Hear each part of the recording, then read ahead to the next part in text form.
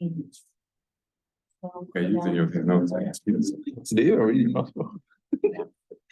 Okay, so We're gonna get something. what did we talk about last time? Who's gonna just give me a quick review?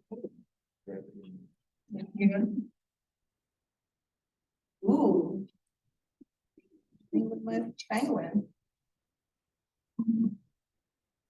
Okay. What did we talk about last time? About something, What about? something. Something. Yeah. Huh. Yeah. About like the channels and We talked about channels and gates in where? cell membrane. In the cell membrane. Primarily, we were talking about membrane enclosing the entire cell. And we were talking about different ways that we can communicate with the intracellular versus extracellular environment. We did touch base on the outer membranes of different organelles as well, and how they can have different types of these channels and gates and pores that are going to help to move molecules around one place to another. Why do we need channels and gates? Why can't we just have the membrane move things around? Yes. This is like electric, like the chemical gradient of membranes, how it's more like electronegative on It's the more inside, more electronegative on the outside. And so for things like action potentials, like that charge has to be maintained so that when the time comes for the action potential to be initiated, then there's the flow of ions in and out of the cell. So you have to, it's partly regulated by that, the different membrane potential on the outside versus inside. Does anyone remember what our typical membrane potential is? Is it -60? -70. -60 is the threshold where the action potential happens. And so isn't it different in cardiac cells? It is different. I'm talking about like normal, typical cells. That's a good question, actually. So I'll give you. Sitting today. What are you doing? I'm writing my notes down. Oh, okay, sorry. The aggression. I said the aggression. I know, that was a little much, but yes, and what is the maximum that our action potentials will go to? Maximum voltage change, what is it that it go, what is the highest point? 120. No. 93. 40. What? 40 plus positive 40, so, But yes, I know a lot of you know this one, but, anyway, so yes, so those are 2 points to remember. And initially, remember that our membranes are not permeable to everything. Nobody actually answered that question yet correctly, but membranes need the channels and the pores and the gated because we have a hydrophobic membrane. Not everything's going to go through, no matter how fluid it is. You will need channels, areas that are able to allow hydrophilic molecules into the system or ionic molecules into the system. Membrane is going to be completely impermeable to it. So that's the main reason that we have those proteins embedded there to create those channels and to create those gated pores or anything like that. The gates are important because they control how much of a substance get in. You just don't want an open pore and let everything in just through facilitated diffusion or whatever, right? It's not about keeping the organism at the same environment as the outside, right? Our inside is different than the outside, and it has to be maintained that way. And that is done by the existence of those gated channels. It is done through making pores that are only open under certain circumstances and not others. All those things play into it, right? Okay, so today we're going to go further, and now we're going to start talking about the intracellular compartments. And we're going to talk about how different proteins are going to move from one place to the other, maybe from the site of their origin to where they need to be. No, it usually helps to switch it on. There we go. So we're going to talk specifically about our membrane enclosed organelles. We're going to talk about how proteins are sorted once they are built in the cytoplasm or in the rough ER, right? And then how you have these different pathways to move them from the inside of that ER to the places they need to go to, whether it be to another organelle, or whether it is in the membrane, or whether it is outside the membrane secreted to the outside. So that is controlled by these vesicular transport systems in general. So we'll talk about what we call classical secretion system. We're going to talk about different secretory pathways that are present, because not just, even though classical secretory pathways are the main one, there are other pathways as well that are also important. And so we will talk about those, and then we'll talk about endocytic pathways.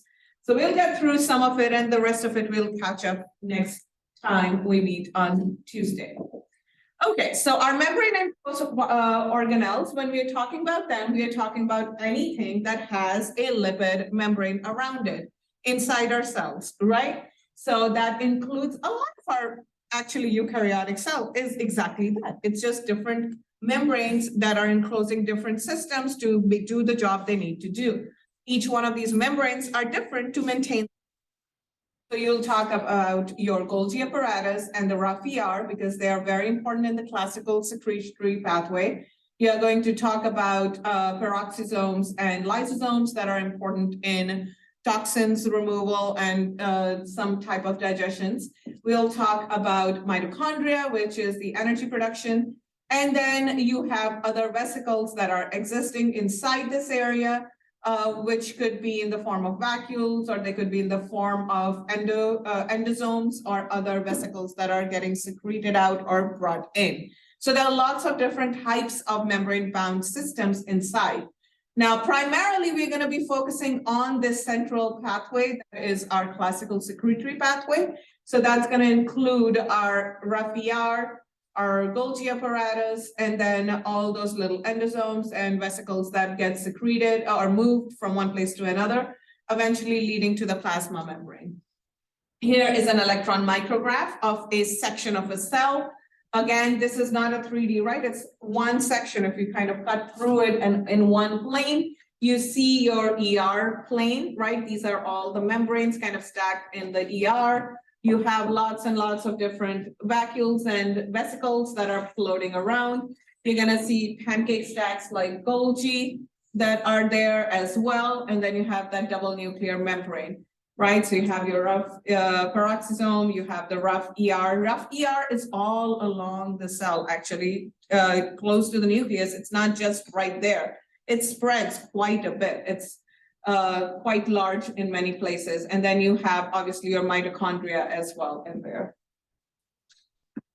Okay, so here are the main organelles that are all membrane bound in our eukaryotic system. Some are going to be specific to plant cells, obviously, like the chloroplast, and others are going to be shared by both plant and animal cells. And each one of them are going to have their own specific function. We've already talked a little bit about each one of them, but we are going to be talking about them more in detail in the coming chapters. Today, we are going to be focusing most of our time on these central ones, which are your endoplasmic reticulum, Golgi apparatus, which is going to modify, sort, and move things from one place to another. ER is primarily the smooth ER is going to be making the lipids. The rough ER is going to be making the proteins that are going to go in the membranes or the outside. And so those are specific parts that we are going to focus on. And then you have these endosomes, which are going to sort material that's coming in. It's sometimes bringing them in. It's another vesicle of sort, and then take it where it needs to go, essentially. So that's another little non-classical system that we have. We are not going to touch too much on these systems and them later on when we start talking about energy production and consumption and how we break down food to make what we need. So that's going to be all in ATP production and all that good stuff. Okay, so this one.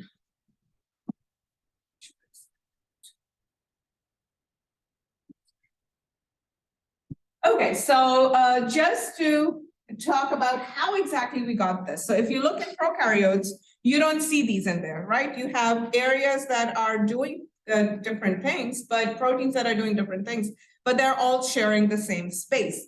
Over time, the biggest, kind of hypothesis about this is that the nucleus and the endoplasmic itself, they arose through invagination of plasma membrane at some point. So our plasma membrane, the nucleus wasn't there. But typically, even in prokaryotes, you see that the DNA is usually kind of all huddled together in an area. And if that happened to be around the plasma membrane, close to the plasma membrane, it would cause, as the ribosomes are hanging out, some of the ribosomes are hanging out there as well, it could cause to a situation where those ribosomes, as they're translating protein, can be coming in close contact with that DNA structure, bringing along parts of the plasma membrane with it. Initially, it was partially covered at some point, but eventually what you would end up with is a fully enclosed nuclear area and the other extra membranes hanging out alongside of it, which would give you your smooth ER and rough ER. Rough ER would be obviously where you had these ribosomes already studded on there to create the proteins they needed to make. So in an anaerobic archaeon, you still had ribosomes that were free floating and ribosomes that were attached to the membrane. And the ones that were attached to the membrane, their goal was to shuttle proteins as they built them outside the cell to kind of have communication system with the extracellular environment. So it is not a very far-fetched idea to have something like that happen. So in the initial cell, eukaryotic cell that you get out of this, that would have been an anaerobic cell. But then over time, obviously, we had other things that were made in there with the mitochondria and chloroplasts that would have given them extra properties. Now, these were also considered the endosymbiont theory that we have is that you needed to eat food, right? Or these cells needed to eat food. They were ingesting them in the form of smaller cells. And these smaller cells were these bacterial cells, right? Or the archaea cells that were around. And these cells would have their own kind of their plasma membrane and the outer membrane. And sometimes when when they would ingest them, they were supposed to degrade it all and utilize it for energy. But if you do not degrade all the membranes of the cell and it hangs out there and becomes kind of a symbiont in there, over time it would lose its own autonomy and become part of that cell permanently.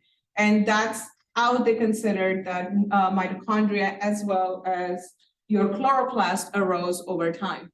Now, mitochondria to process food in a lot more efficient manner, get a lot more energy. So that would have been a good relationship between them anyway, which would have made this a very likely thing to happen and then stay for a long time, evolutionary wise.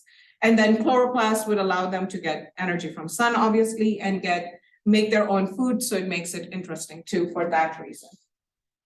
Okay. So once you look at our cells, right, in a eukaryote, you have a lot more complex system. You need proteins in every part of the cell, and they are different for every part of the cell, right? So proteins, when they're getting built in the cytosol or in the rough ER, need to be sorted. That's step one. So they need to be able to go where they need to go correctly and work there, right? So the first place that the proteins may need to go is transport through nuclear pores inside the cell, maybe to act inside the nucleus, maybe to act as transcription factors, right? For DNA polymerase, for example, be involved in transcription process itself in any way, or to be part of any of the other works related histones, for example, they need to be transported in as well. Then you have proteins that need to go across membranes into either chloroplast or mitochondria, so they can go into their own environment to function properly. Other proteins are responsible for degradation or lipid degradation or digestion processes, essentially, right? Breakdown of food particles. And they would need to go into peroxisome or lysosome and transfer there. And then finally, you have proteins that need to go to vesicles. Each one of these are going to have different ways to target them to where they need to go. But one of those things that will remain common in all of them is some type of a signal system that is embedded in the amino acid sequence that tells us, that's kind of like an address on them or tag on them that tells us where they need to go. And that will become important. We've talked about repetitive sequences before. That's another way that our cells target things where they need to go is through these amino acid sequences at the beginning in that untranslated, region or in the translated region, in addition to the actual protein itself. The functional protein has an extra tag on it that tells us where it needs to go. Many times it helps it transport by vesicles, or it makes them target directly to the membrane that it needs to go to, whether it's the nucleus, chloroplast, or mitochondria. And then finally, if you need to go outside, right, into the secreted environment, it will have a separate tag for that as well. So signal sequences are a direct way that proteins get signals on, or cells get signals on where a protein has to go. So for example, this particular protein is going to have, this is an endoplasmic reticulum protein. It's going to have a signal sequence that will let us know that it needs to go into the ER, right? Or it needs to be embedded in the ER. When you have proteins that are cytosolic proteins, and they have, if we take this particular sequence and we tag it ourselves to the cytosolic protein, it's gonna take that protein and it's gonna send it to the ER, even though it's not a normally ER present protein. So that's how we can see that. So this is a type of mutation that can happen that is not according for the function of the protein. The protein is fine amino acid sequence wise, otherwise. It has all the right parts, it has the active site, it has everything. But there is if there is a mutation in the signal sequence of that protein, so that now it gets localized to a different location, even though sequence-wise the protein didn't seem like it was going to have an issue, it's not localized properly. It's in the wrong place and it's not going to work, right? And it can go either way. You can have a mutation in the sequence so that it no longer targets it to the right place and it gets stuck in the cytosol, or you can have a sequence that is going to be specific to a particular location and it's going to go there no matter what, even if it wasn't supposed to. So this is how we figured out, because over time we realized that the amino acid sequences had these repetitive units that could not be explained as part of the functional protein, because those proteins functioned very, very differently. So we took those sequences, and this is what biochemistry is great at, right? That they will take these sequences, they will do cut paste into different organisms, into different proteins. And when they did that, they realized that, oh, this sent it to the ER, or this sent it to the nucleus. And that's how initially we were able to recognize what each signal sequence was good for. So there are some specific sequences that we already know are important in signaling proteins to either import into the endoplasmic reticulum, stay in the membrane of the ER, get released from the ER, all that good stuff. We also have specific sequences that allow import into mitochondria, into nucleus, or into chloroplast. And then we have sequences that tell a protein to be exported out of the nucleus or imported into lysosomes or peroxisomes. So all of these are important. You don't need to know specific sequences. I'd say that as a note here too. But if I give you a protein or I talk about a particular protein sequence, you should be able to look it up in this chart and tell what type of protein it is. Does that make sense? In addition, you can think of a possibility. Again, remember that a part of this course is to be able to make connections with what you've learned in section 1 to section 2 to 3. If I give you a particular sequence that is now mutated, right? And I tell you, oh, it was supposed to go into nucleus and now it doesn't. You should be able to look at the properties of the R groups of the amino acid changes that I've made and predict why it is that it is no longer able to move into the nucleus, right? Okay, so our nuclear, and that's what we'll start with, is actually the nuclear core itself, the transport into the nucleus itself. Our nucleus is a double membrane structure, so it has 2 lipid bilayers, so it's really, really impermeable. If we thought our outside membrane was, semi-impermeable, the inner membrane is even more so impermeable. And so we definitely need some type of structure to move molecules in and out. What we have in our nucleus is a little bit different than our. So if you look at our plasma membrane outside the cell, right, the outer boundary, it's studded with a variety of proteins, right? There are hundreds of different types of proteins that can go into that membrane that can be part of the system in cell signaling and recognition of outside sources, signals in moving molecules from inside to outside in ion exchange and importing glucose, all kinds of things, right? However, the nuclear membrane, even though it's bilayer, or not even bilayer, it's a double bilayer, it is actually much simpler in that it has much fewer proteins that can interact with, that can stay in it and that can do things in there. Primarily, what you have is a common nuclear pore structure.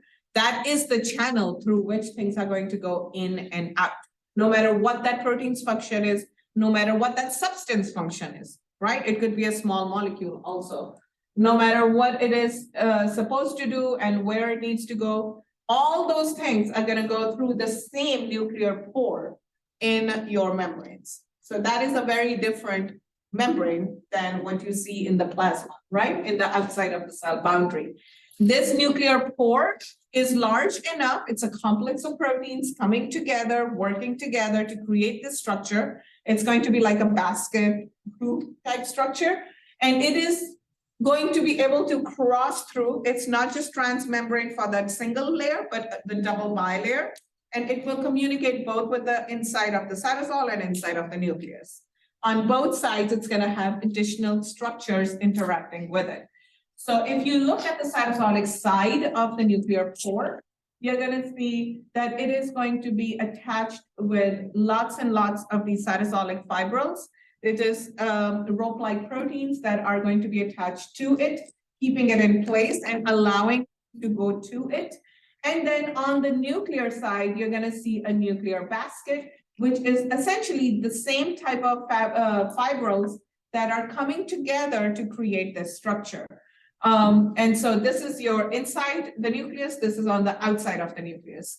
If we look at electron micrographs of such structures, you can see the lipid bilayer, right, the double lipid bilayer, and then you can see these nuclear pore complexes.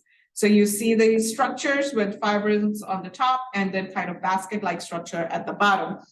We can get them in a lot more resolution in the last 5 years with the increase in microscopy. But these are the type of structures we can see physically and we can see. You can also see that there is an additional structural support system out right underneath the nuclear membrane in the form of this nuclear lamina. This is the same idea as our cortex that was supporting the plasma membrane and keeping it in its shape and structure. Similarly, the nucleus is also supported by laminal proteins that are going to keep the structure of the nucleus in place as well. There is a little link that you can go to see the structure more in detail in very cool ways as well. So our nuclear pores, that's the primary protein structure that you're going to see, primary channel of communication between the cytosol and the nucleus inside the cell. Now let's see what happens in this nuclear structure. So you have the plasma pore. You see it is a complex of many, many proteins coming together to create this structure. You have a protein that is needed to go into the cell, right? This protein has a signal, the nuclear localization signal, that is going to be recognized by a nuclear import receptor. This nuclear import receptor is going to take any that has this localization signal. So I can use this signal, I can use this as a tag and put it artificially on whatever I want to take into the nucleus, and it will take it there. This particular nuclear import receptor, its active site basically recognizes this signal, it binds to it, and when it binds to it, it allows these cytosolic fibrils to carry it into the nuclear pore. The cytosolic fibrils bind to the nuclear import receptor. So let's say that you had a mutation in this nuclear import receptor so that it can no longer bind to the nuclear localization signal. What would happen? It wouldn't bind. It wouldn't bind, so what will be the biological significance of that result? It wouldn't go through. It wouldn't go through. Nothing's gonna go through. You get no transport into the protein. It's probably gonna be a lethal mutation, right? Because what's gonna happen? Can anything work that way? No. Nucleus is needed all day long. Nuclear proteins are needed all day long. And so if you don't do that, you're not gonna have any transport in or out. Now, in addition to that, let's say the nuclear import system is perfectly fine. They can still bind to each other. But now there is a problem with the part that bound to the cytosolic fibrils. What happens next? Can it get through? Probably not, or maybe it just reduces its movement. So it won't be able to do it efficiently either way. So that's a problem. Typically what you have is that once it binds, it has a conformation change, allowing the cytosolic fibrils to bind to it, because obviously this receptor is always there, but it's not always getting carried in or out. It's only carried in when it binds to a localization signal. It changes the conformation in the way that the cytosolic fibrils can now bind to it and shove it into the pore, essentially.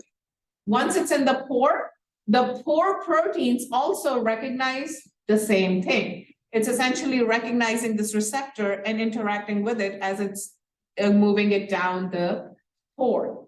Eventually, so all these proteins, they are kind of these, there's a gel-like meshwork of nuclear proteins. They're globular proteins. So they have this kind of amorphous space in them that allows to push this through. When it gets to the other side, now you have these kind of the same fibril-like structure creating a basket that's going to allow it to get out. So when it gets into the delivered into the nucleus, the environment is different, allowing that destabilizes this interaction, and it opens up and it goes away. Now this signal is ready to do something else, this receptor. This receptor can also bind to other things and be imported outside as well. But for now, this is what it's seeing, and now you have a free receptor that can move out of the nucleus. This whole process is actually run through, it requires energy, and it is done through GTP hydrolysis. So just like ATP, GTP also can be used to utilize energy, for energy production. It's the same way. In this case, it's a guanine nucleotide that is bound with 3 phosphates. So you are going to remove one of that phosphate to create a RAN GTP unit, and then this phosphate is going to allow for this to have a reaction. Okay, and then once it binds, it's going to get into the nuclear pore. It's going to go out.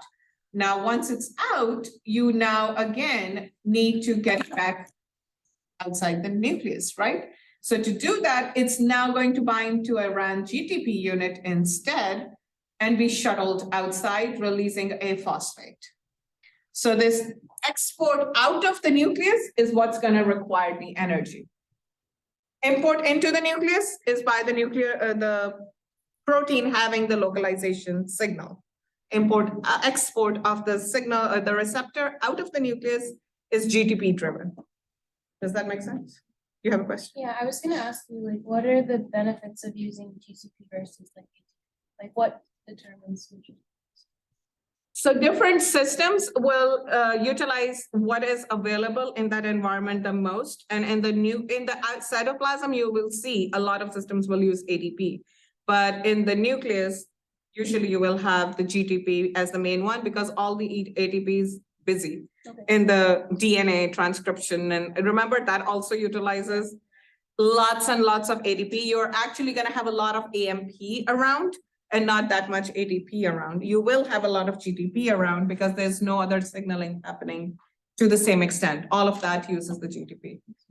And you will see there are a lot of systems that will use the GTP for cell signaling. Anything associated with signaling, you'll see a lot of them are driven by GTP, and a lot of macromolecule synthesis. That's what the ATP is utilized for primarily. So that's where the distinction happens, is what is like the housekeeping, everyday things that the cell has to do to survive versus cell signaling and interaction with proteins. Does that make sense? Okay, so yeah, so just remember that, the signal itself, the receptor itself can't move by themselves, right? So this nuclear import receptor has to bind to something in order to interact with the nuclear pore.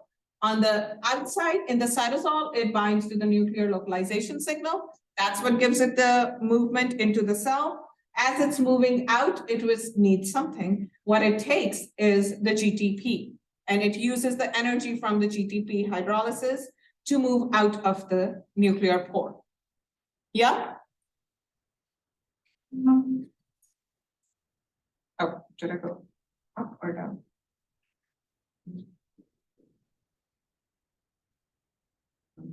I think that was a double slide. But yes, so this is just showing you that more in detail that you have the system that works. So you should be able to recognize how the proteins go in to the nucleus and how the receptor is able to go out. Now, many times when we think of receptors as something bound into the membrane, but here you can see an example where this is a free-floating molecule, and you'll recognize there are lots and lots of these present around. Not every signal binds at the membrane. Many signals bind to receptors inside the cytosol or the nucleus before they are moved or interacted with, before they're able to produce a signal. Okay. Okay, so now let's talk about the next part of our import, and this is going to be importing molecules into mitochondria and chloroplast. Again, you use the signal sequences in these receptors as well. Now, these proteins, they will come with a signal sequence that's going to target them to their correct place. Those target receptors are embedded into the nucleus or into the prospective membranes. Sorry. So in this case, I have a protein that needs to go into the mitochondria. It's going to have that signal sequence. It's going to bind to what we call protein translocators in the outer membrane of the mitochondria. When it binds to it, it actually needs to be unfolded in order to go in. Now, this signal may be for the matrix, for example, all the way inside. Whatever this signal is allowing this protein to do, it's going to end up in that membrane. You typically go from the outer membrane, and that will it will unfold as it passes through, and then it will go through the second intermembrane space and into the inner membrane to another translocator. And once it finally gets to its final location in the matrix, it's going to refold into its original form. So it folds, final formation does not happen. The tertiary structure or the quaternary structure does not happen until it gets into its final destination. Out here, it's only partially folded precursor protein. Okay, once it is fully folded, the signal sequence gets cleaved off. It's no longer part of the protein. And the mature mitochondrial protein is ready to do the work it needs to do. So this, again, is just reminding you of the structure of your mitochondria. You have, two sets of membranes. Essentially, you have your outer membrane, you have the intermembrane space, and then you have the the inner membrane, which leads to the matrix, where a lot of things are happening. Finally, we are gonna do a quick one. We're gonna stop in 10 minutes. So just keep a timer for that. Our class ends at 10:40, right? So that will give us 20 minutes for our discussion. Not a lot of people showed up. I guess they're not getting. Okay. So yes, so the ER is the most extensive network. Like I said, we typically, when we think about it in our head, we think about it being just close to the nucleus, but it's not just right there. It actually extends much larger area than that, and it is going to be all along, usually at least one side of the cell, if not both sides. So it is a network of membranes, right, all along there, and they're gonna have the different functions. It's the largest kind of organelle that you'll see there. You're gonna have your smooth ER with the lipid productions, and then you'll have your rough ER. And we talked about how they control which side gets what, everything. When we talked about the lipid membranes, And then you'll have the rough ER, which are studded with the ribosomes that are making the proteins that need to go somewhere else, that need to be transported through the classical secretion signal. So these ones are going to be using this system. Again, you have two ways that proteins can end up in the ER lumen or in the ER itself. One of them is that you are going to be producing these proteins through our free ribosome cycle, right? And once they're made, they're going to be using that target sequence to get where they need to go. The other one is that you have an ER signal sequence to begin with on that amino acid chain. So as it starts to translate, this is what it produces first, the ER signal sequence. And that targets it directly to this membrane. So this may have been a free ribosome, but as soon as it translated that ER signal sequence, it's going to get to this protein, the protein translocator, that is going to allow it to go into the ER. Now these proteins, as they are built, so you see the ER signal sequence remains in the translocator. The rest of the protein starts to move into the lumen. It's going to continue to do so, right? And you can have multiple ribosomes that are making multiple proteins at the same time on of the same transcript. This is the polyribosomes essentially creating those proteins. It will continue to do so until it reaches a stop sequence. So there is a stop import sequence and there's a start import sequence when it comes to the ER. And it is important about that. So you have the signal sequence. It is recognized by a signal recognition particle, SRP. It's a tiny protein that recognizes just the ER localization signal. It helps it, once it binds it, it helps it translocate to that translocator protein, right? Protein translocator, because it binds to the SRP receptor, the signal recognition particle receptor that is attached to the protein translocator. When the signal recognition particle binds to the receptor, it causes this particular ribosome to get attached to the translocator itself, destabilizing this interaction that it had originally with the SRP receptor. So the SRP receptor is now free to interact with another signal recognition particle, and your protein is now going to be built through this translocator into the lumen, okay? So you're starting again, just like in nuclear pore, you had a signal recognition protein, right, outside. That was the receptor for the nuclear pore proteins. Here you have a signal recognition particle, a smaller protein, doing the same function. All it does, it's recognizing the ER signal sequence. That's what it does. And when it does that, it automatically then will bind to the next thing it needs to bind to, which is the SRP receptor. That's going to bring these two together, the protein translocator and the ribosome bound to this new protein getting built. And as it builds it, it's going to throw it into the ER, right? So this is your ER lumen, this is your ER membrane, and these are your bound ribosome. Yes. So the signal, so you see how that, Signal recognition particle, yeah, SRP.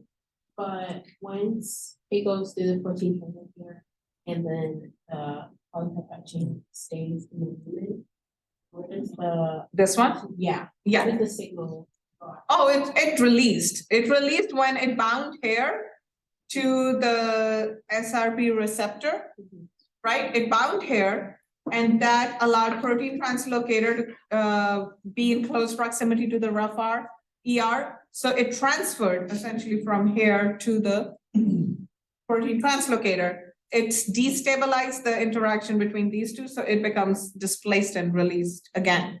So now it's back in the cytosol to work again. It can continue doing this function again and again.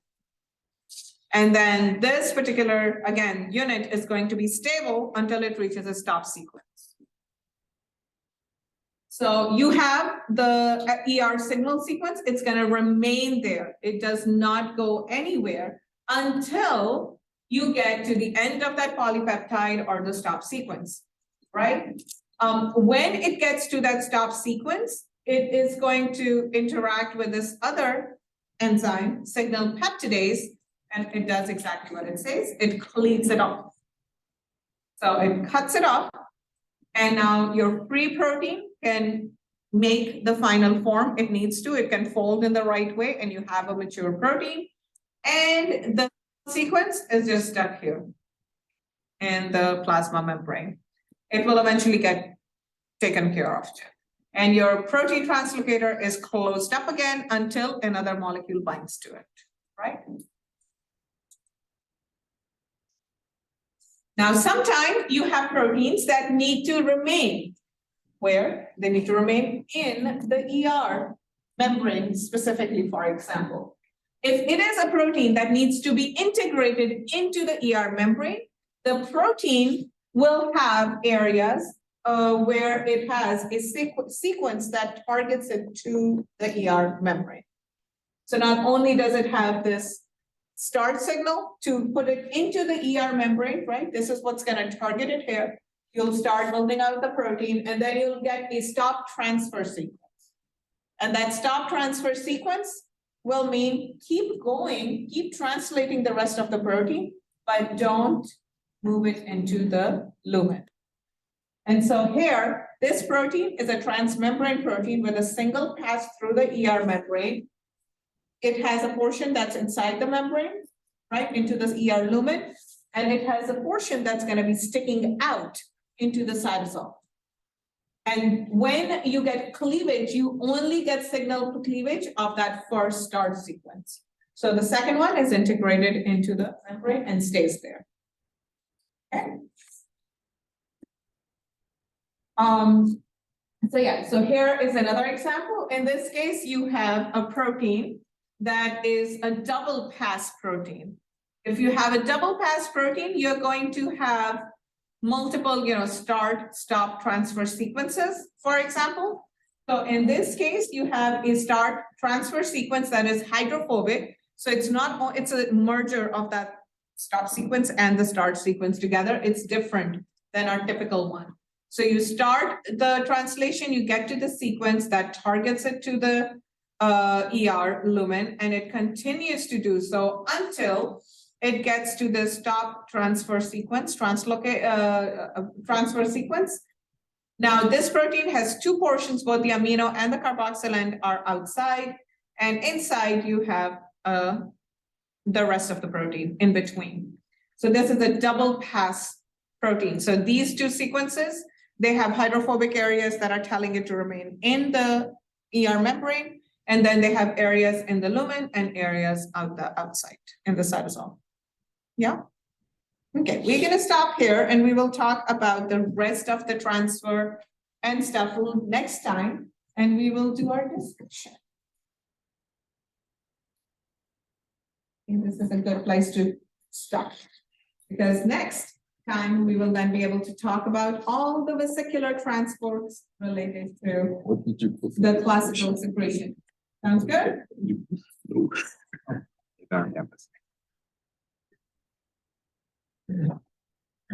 Stop share.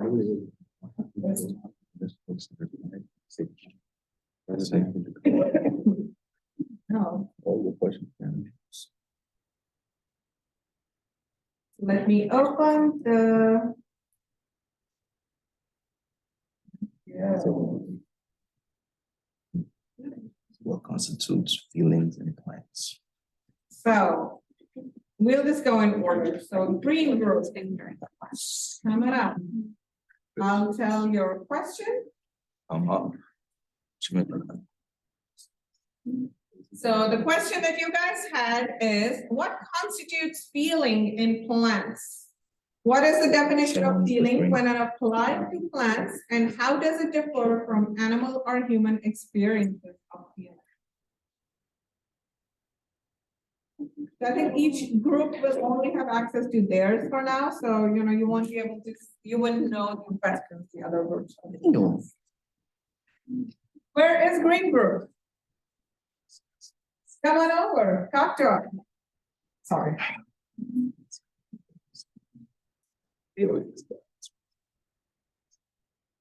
Go ahead. Not you. Sorry, Elliot. I know better.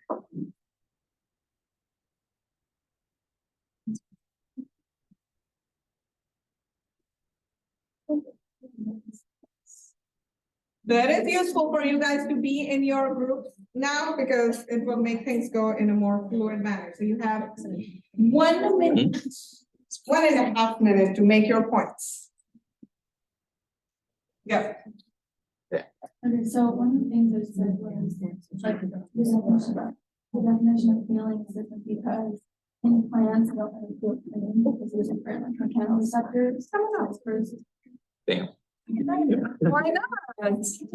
They're moving now. Okay, fine, stand up. And You can stand up if you'd like, or you can be at your seats. Go ahead. But do enunciate. and the difference in the mechanical receptors. Did you guys post like? In short. How a Signal positive reaction. Did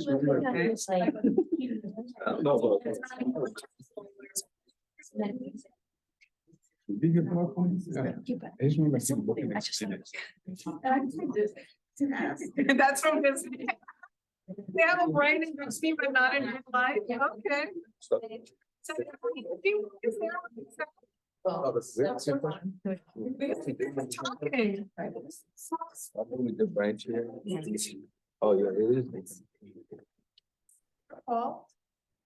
Got my amplifier. Okay, so. You And wanna? which things do you want?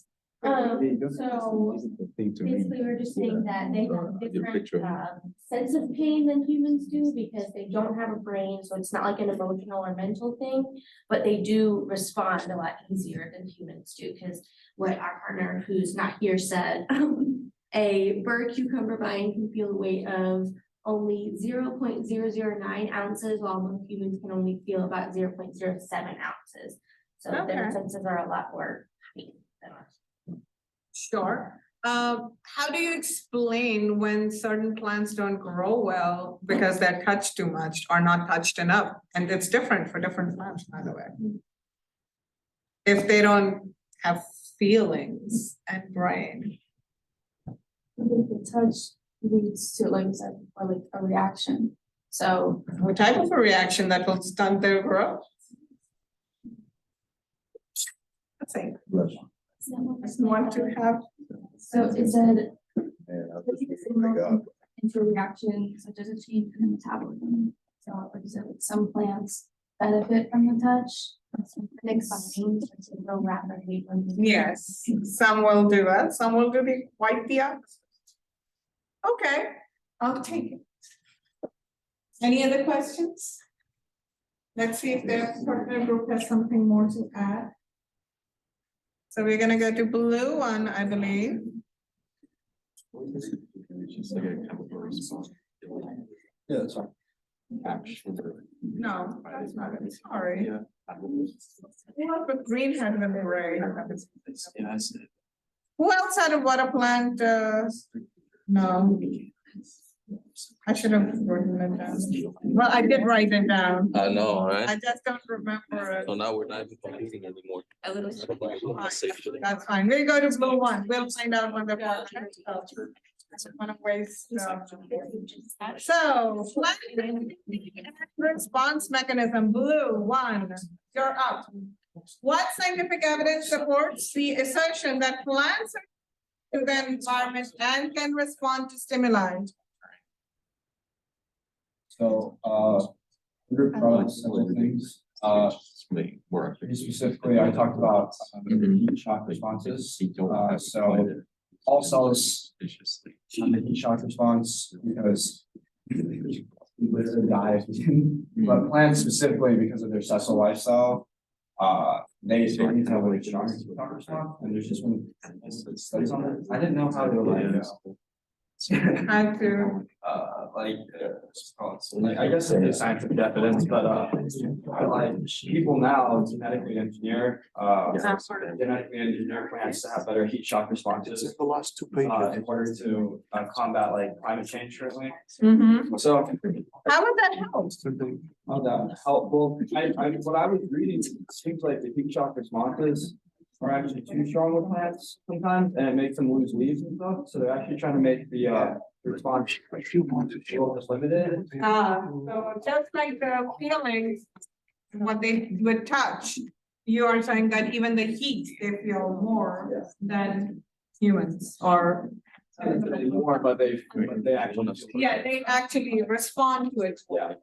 And then additionally, we also talked about, so like most of the examples from the What a Plant Knows book are about touch and touch One base. second, sorry. Guys, be quiet.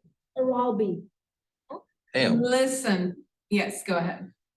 So most of the examples from What a Plant Knows are about touch and touch-based responses. Yes. They talk about thing morphogenesis and stunted responses and how the Venus flytraps only selectively respond to certain touch. So I looked into other senses in response to stimuli, since touch is so heavily covered.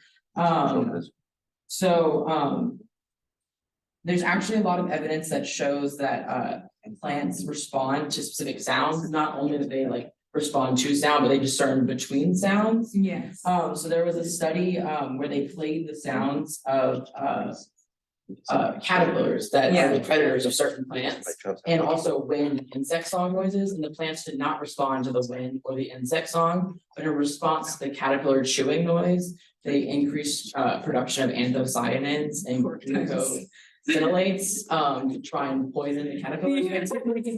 And then also some flowers can respond to the sound of pollinators and produce extra nectar for to try and entice them to come and like basically fertilize and pollinate them. Yes. And then additionally, while plants can't smell because they don't have membranes, olfactory receptors, they are able to sense volatile organic components in the air and respond to them, like tobacco smoke. Yes, perfect. So I will tell you that if you look up the entire book, so we had a chapter from that book, it actually has chapter 1 on each of the senses. So it is a pretty cool book in that way, if you get interested in it.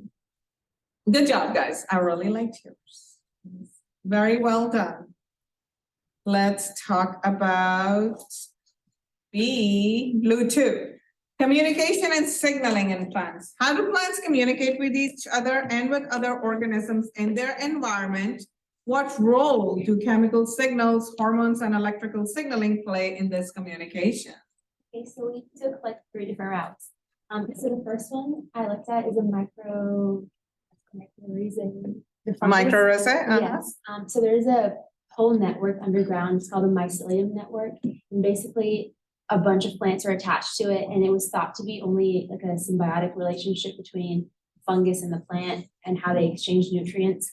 But one person in like 1991 decided they want to do radioactive carbon and give it to one plant, and they found that that carbon was actually, or the nutrients were transferred to other plants, specifically ones that needed nutrients the most. So they found out that plants use that network to transfer nutrients, and they also alert other plants if there is a pest. So by the time the pest gets to those other plants, they're already prepared by releasing chemicals. And which is again a very cool thing they can do, that they can communicate. They are communicating. Maybe we don't understand their language, but there is definitely signal transduction happening to communicate between them. And in that network, the oldest plant is called the hub or the mother.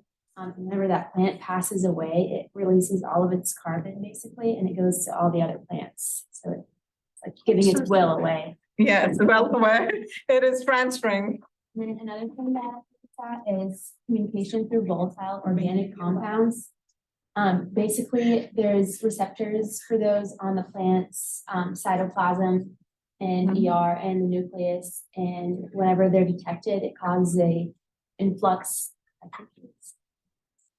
A calcium influx, and that's how they communicate. Tomato plants use that. We're going to talk about iron. It's being transferred in certain conditions to produce very clear signaling responses.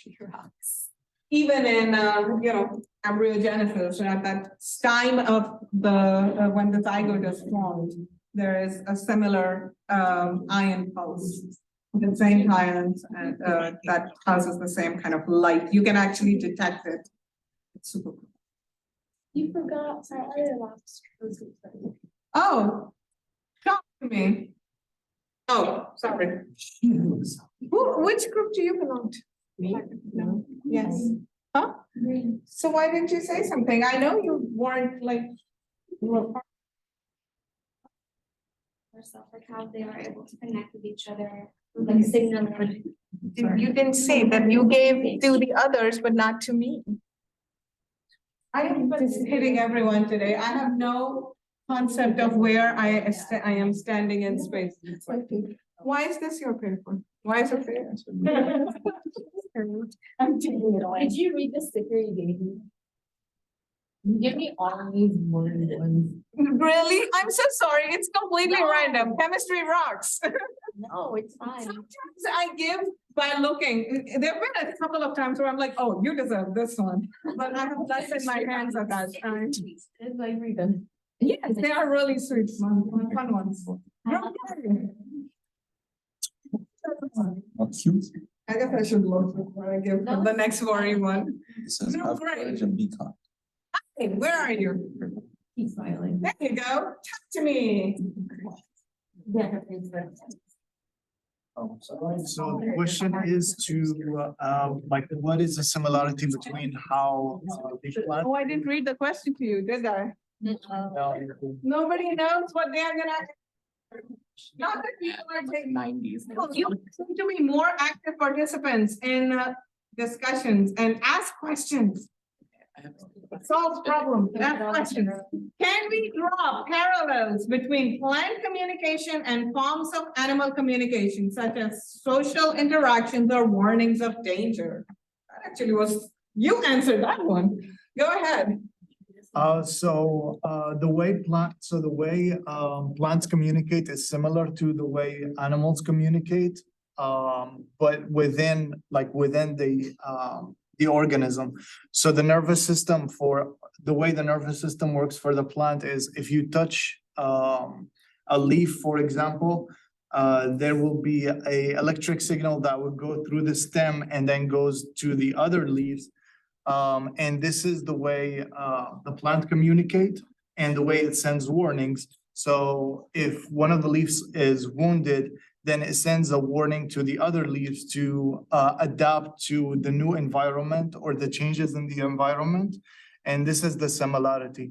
But the difference would be then that humans and animals can communicate between each other, between two different organisms, but plants can. The communication and warnings is going to be in the same organism or the same plant.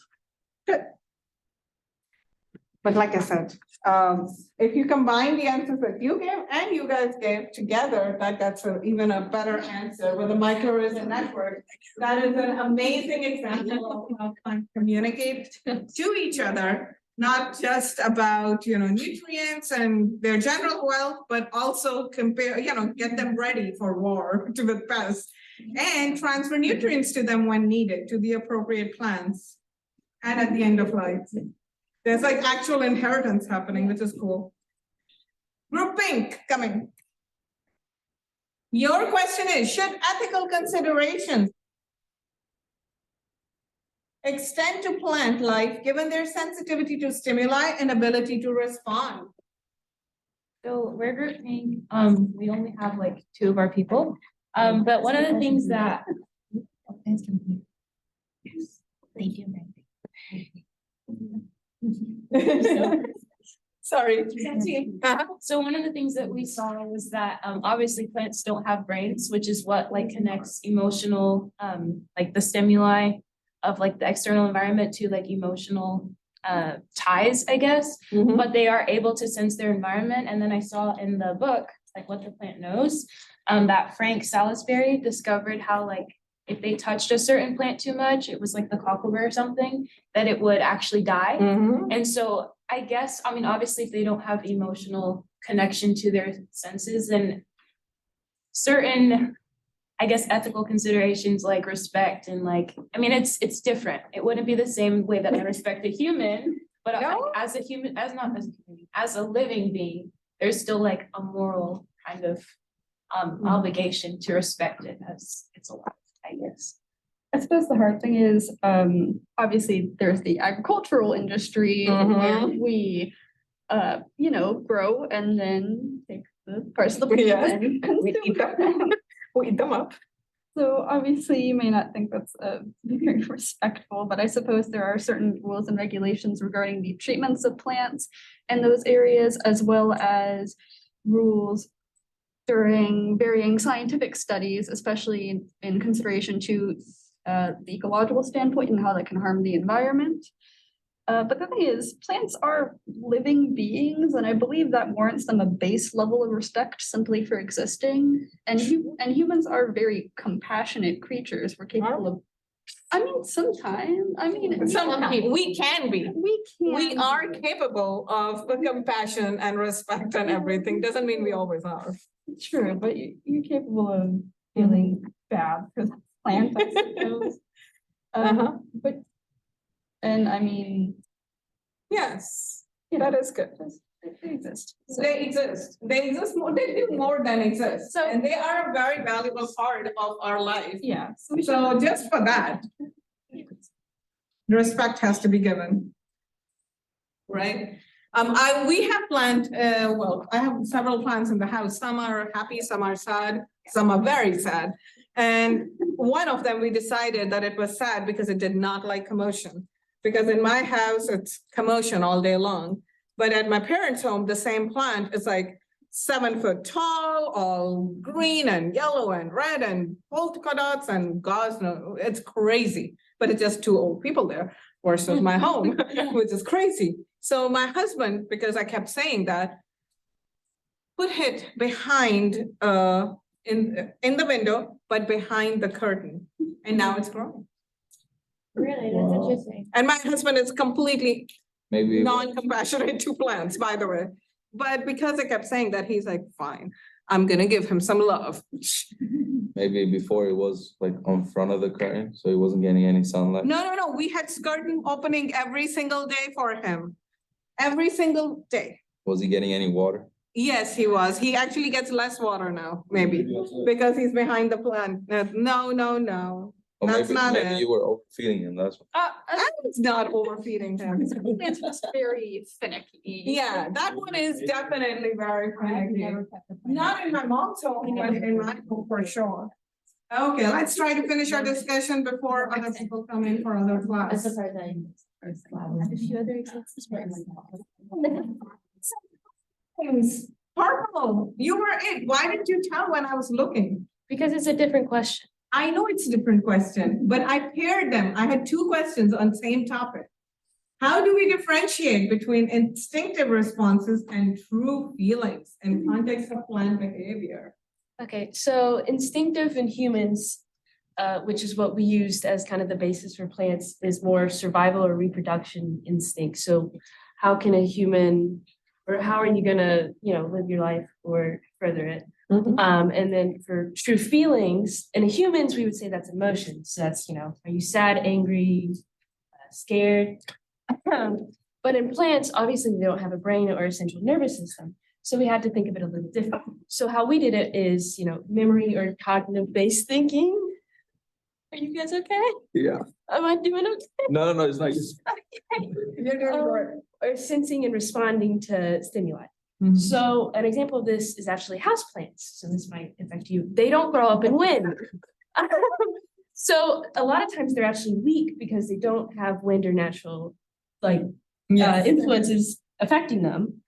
So if you shake a houseplant, it actually grows up stronger a lot of times. Plants are plenty sugar. So you're supposed to shake them. Well, Yeah, like a houseplant. Jumps on this. Because there's no wind to affect it. okay. How aggressively are we shaking this house? I mean, Yeah.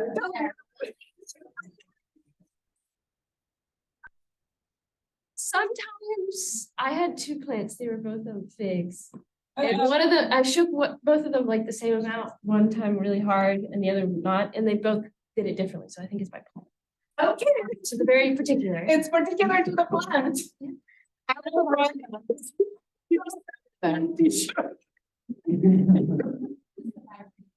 Yeah. Yes. So that would say, like, obviously shaking the plant The response to shaking the plant would be more of the cognitive base Yeah. of how they respond to that, being stronger. But then the more instinctive response is like a chemical signal that says, hey, I need to be stronger or I need stronger bark. Understood.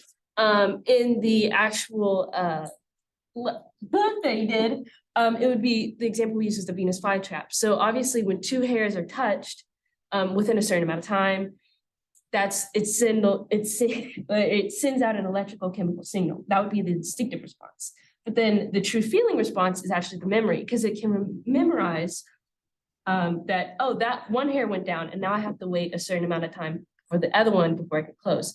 It also, either they've learned this or not, but they don't really attack wasps because they've learned that it's too big, and also they're very aggressive, so they'll break the plant. And that would be a cognitive response. And Okay, in the interest of time, we're gonna go to the next I was question. gonna add on to it. Oh, I'm sorry. You can add on to it at the beginning of class next time. Or Um, no, go ahead and add it now. I was gonna bring in like thigmotropism and like gravitropism and all that stuff. Uh-huh. Like, it's not really like an emotional feeling, but plants can like have a physical feeling. So like she said, with a Venus flytrap, as soon as it's touched, it sends a chemical signal and it closes. And same thing, if you take a plant up in like space and you like put it upside down, it will always grow like upside up, Yeah, regardless of the gravity or not. Same thing with water. If you water the plant, the water will always go through the roots. You know what I mean? The roots will always grow towards under the soil, and the plant will always grow up regardless of where it's at. yeah, well, but in space, they do have to take consideration of the fact that there is no gravity like in space station. There are experiments that they do where they mimic the environment and then they have those without, because the water, even when they take a shower, it doesn't fall the way it would with gravitational force. And so the plant, again, cannot just take it up the same way that it would in a normal situation. So there are things that you have to keep in mind physiologically because of that. Okay, next group, which one is it? Salmon orange. Future research and technological advances. What are the potential implications of studying plant sensitivity for agriculture, environmental conservation, or bio-inspired technology? So one of the things I want to talk about was the bio-inspired technology. So now that I understand how plants such as the Venus flytrap can contract itself without muscles Yeah. through like the action potentials and how they signal the cell to pump water in and out of the leaves, filling them with potassium ions. This knowledge can be used for biological technologies such as like genetically modifying plants to become more susceptible to insect interactions. So we do have GMOs that are more or less susceptible to different interactions, right? Especially with insects, to protect them from insects. What else can we do with that? Well, we can use them as like medicines, such as like elderberry tea, how that helps with your immune system. Mm-hmm. If we study plants more and like really understand how they grow in their natural habitat and their natural environment, you can possibly help to make farming more effective without the use of pesticides, especially that. Because pesticides are so harmful for not only sometimes the plants, but also for the environment with like runoff pesticides and all that. So Exactly. if we're able to like understand how to grow them more effectively without those, by understanding how they grow in the wild. Exactly. And with the new like technological advances with hydroponics and stuff, you can actually like do away with a lot of the pests and issues without having to make changes to them. Right? Because you can grow them in environments where that's not even that big of an issue as it used to be. And that's super cool. And sometimes they can even be used to produce way more food than in a very short period of time in a smaller area than we did before. Last group, and then you guys are free to go. You have to listen to our lecture, group yellow. How do we differentiate? Oh, I gave you the same one. Let's see what you have to say about it. How do we differentiate between instinctive and true feelings? How was yours different than what we already heard? So I said that it's like their feelings have to do with how they like how they sense their outside environment. So I was saying, their feelings are like their mechanoreceptors, how they will, once triggered, will send out an electrical signal out to the rest of the plant to where their instinctive responses has to do with, how they react to that signal. So like with the Venus flytrap, they, I was keeping the Venus flytrap, but how like in the book it said about how the plant's genetic information can actually change as a result of that electrical signal to where a digestive enzyme can be released because of that. So that's kind of its instinctive response. It doesn't really like it doesn't know that it's being touched, but that signal kind of genetically has that information to where if it knows, that signal comes through, it's like a complex, like It's a machine. self-signaling response according to you and not a feeling response.